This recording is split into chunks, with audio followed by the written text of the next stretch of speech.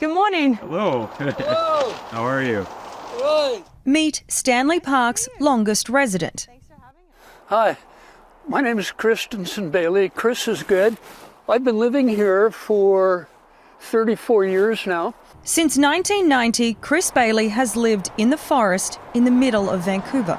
When I first went in there, I was bagging geese and cooking them. The first 17 years in here were candlelight. But at age 74, and with trees around his campsite being cut down, leaving him exposed, Chris's time in the park is coming to an end.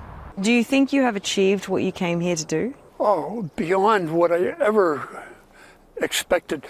This is his story. It's 2 degrees right now. How much? It's 2 degrees right 2 now. degrees. No problem.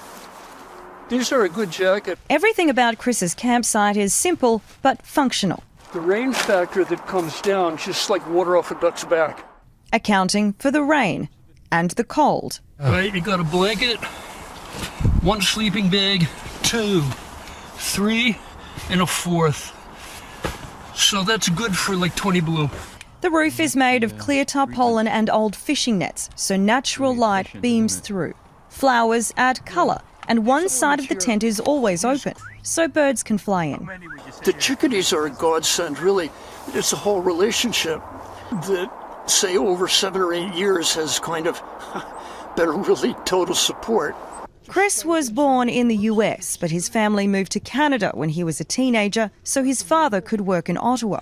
He had a couple of degrees, was a lecturer at MIT.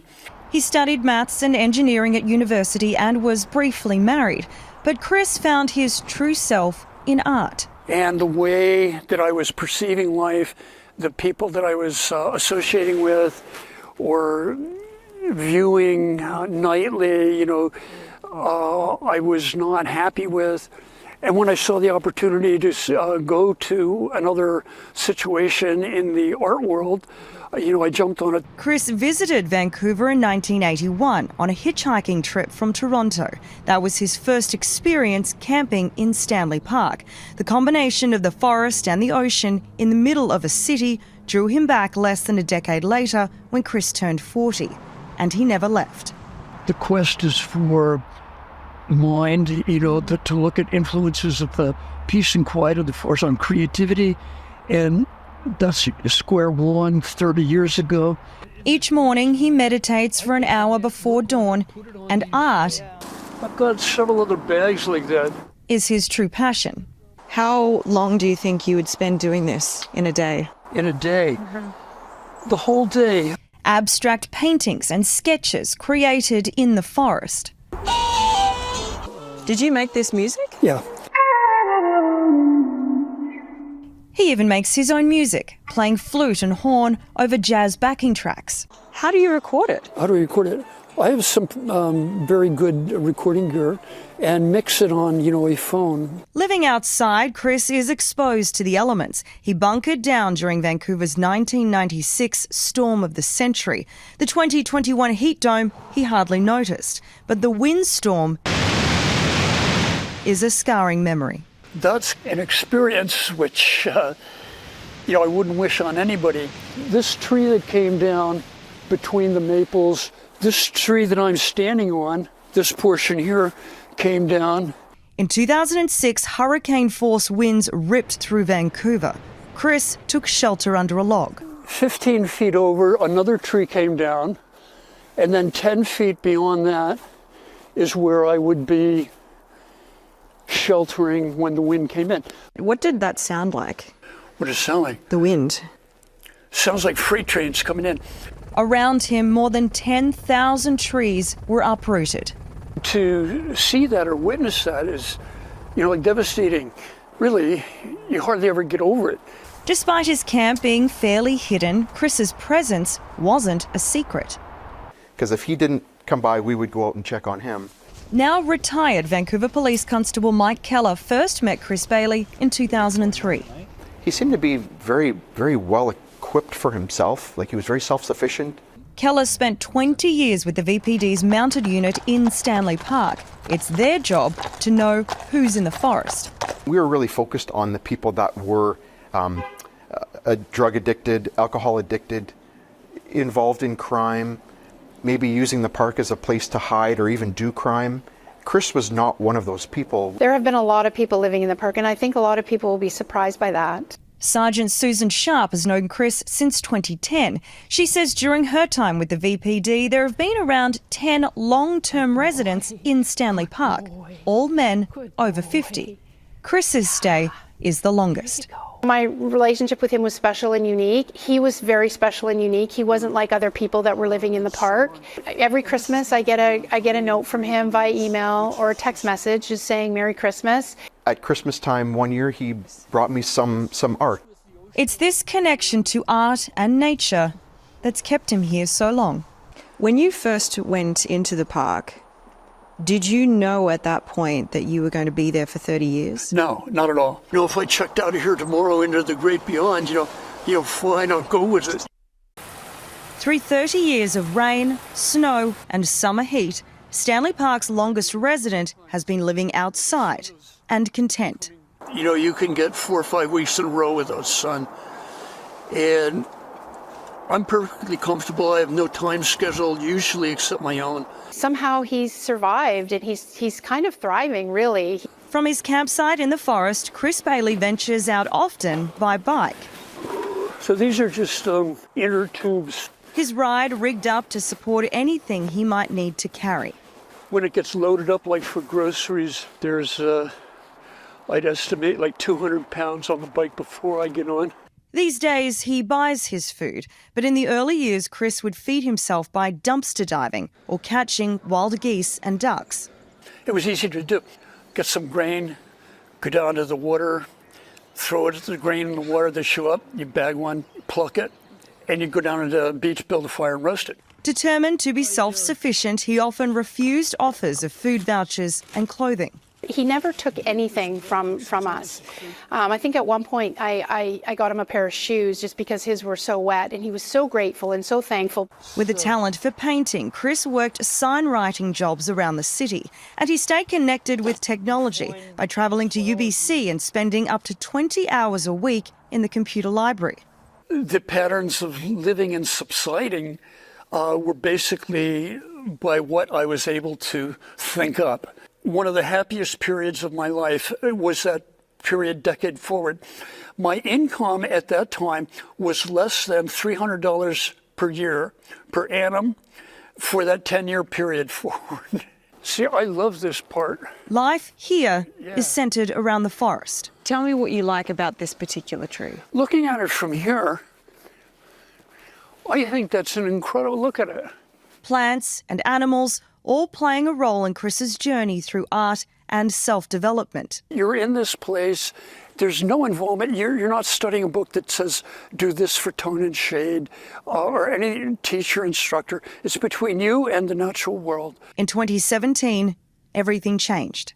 As a result, I think, of some of the nutrition deficiencies and a contact with contaminated water, that resulted in some skin conditions. Chris started becoming sick. He travelled over the Lionsgate Bridge and received help from a clinic on the North Shore. With no ID, he was then referred to the Canadian Mental Health Association and paired with a caseworker named Jeff. He arranged for legal forms for me to sign, which swore that I was the person that I said I was. Chris was set up with a bank account and a pension, suddenly making $600 a month. And you'd never had that much money before. Yeah, I was flabbergasted, right? He could buy himself a phone and start an Instagram account for his art. But his skin condition required surgery after doctors discovered a benign tumour. A $1,000 hospital bill came across the desk of his caseworker. But when it was apparent that there was something that it might not be covered, Jeff said he would pay for it, Wow. Wow. He was that kind of guy. Yeah, he was great. Right. Does that make you a bit emotional thinking about that? Thinking back, let me drink water here. Yeah. Seeing him almost cry made me cry. Jeff Bodnerick now lives in the interior. He worked with Chris for 2 years. I enjoyed talking to him and listening to some of his stories and how he grew up. I remember him bringing out his sketchbook and being very proud of his sketchbook. It was his job to find out who Chris was. And just remember trying to get those breadcrumbs on where he was born. Through his connections, Jeff was the one who managed to get Chris a bank account, even without identification.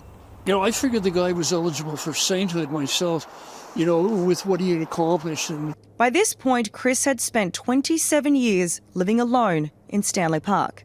Did you have any discussions about trying to get him out of the park?